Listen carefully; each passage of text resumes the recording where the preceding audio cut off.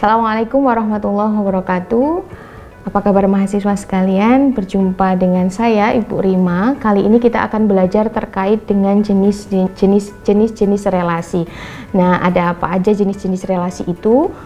Ada 4. Yang pertama terkait relasi refleksif, yang kedua relasi simetris, yang ketiga relasi transitif, dan yang keempat adalah relasi ekuivalen. Nah, apa itu relasi refleksif?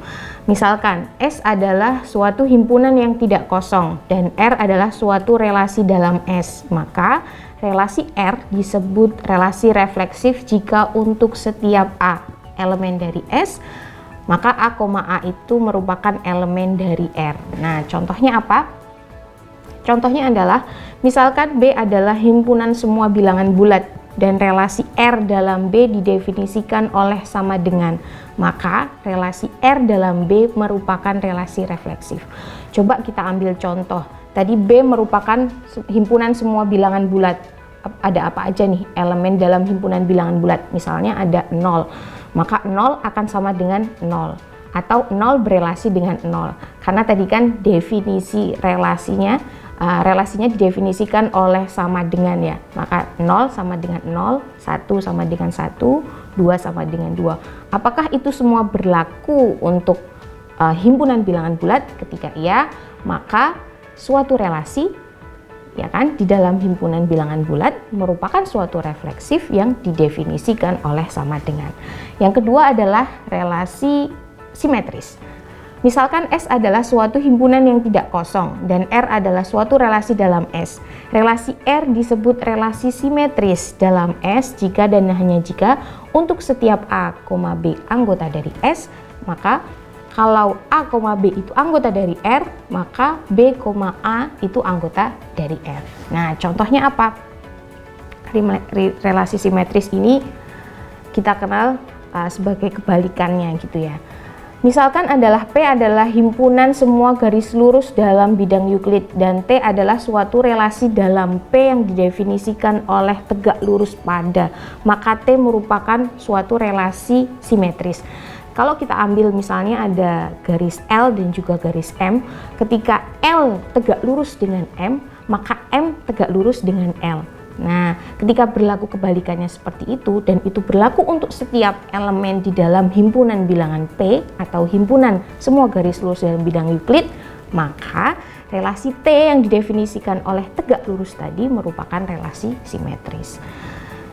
Yang ketiga yaitu relasi transitif. Apa itu relasi transitif? Misalkan S adalah suatu himpunan yang tidak kosong dan R suatu relasi dalam dan R suatu relasi dalam S, relasi R disebut relasi transitif dalam S jika dan hanya jika untuk setiap A, B anggota dari S, ya kan? Kalau A, B anggota dari R, B, C anggota dari R, maka A, B anggota dari R. Contohnya apa?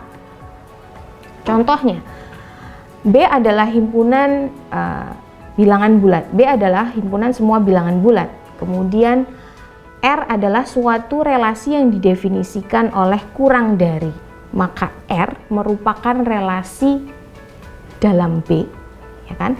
Dan itu termasuk dalam relasi transitif. Kenapa bisa seperti itu? Kalau kita ambil contoh 1 kurang dari 2, 2 kurang dari 3, apakah 1 kurang dari 3? Ya, maka itu merupakan contoh relasi transitif.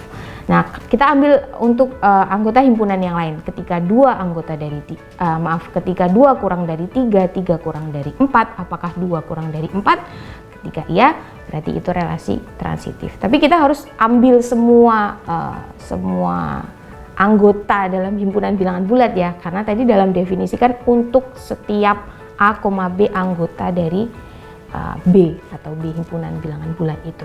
Sehingga R merupakan suatu relasi transitif, yaitu R yang didefinisikan oleh kurang dari.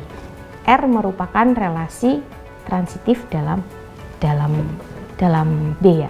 Oke, yang terakhir yaitu relasi ekuivalen. Apa itu relasi ekuivalen?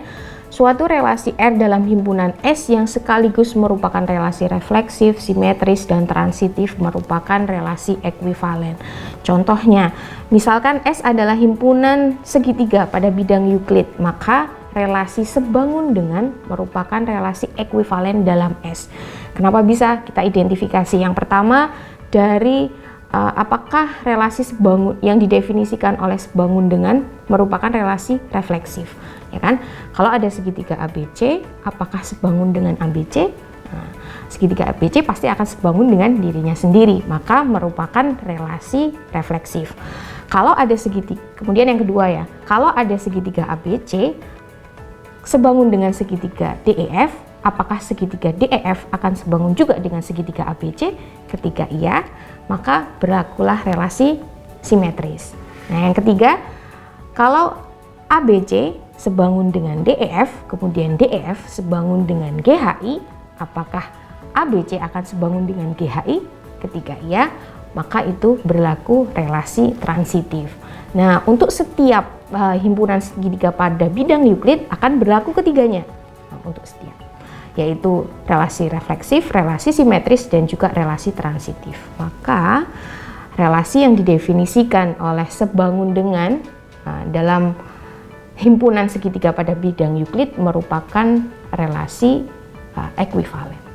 Oke, kira-kira cukup sampai di sini saja penjelasan saya terkait dengan jenis-jenis relasi. Semoga bermanfaat. Saya tutup. Wassalamualaikum warahmatullahi wabarakatuh.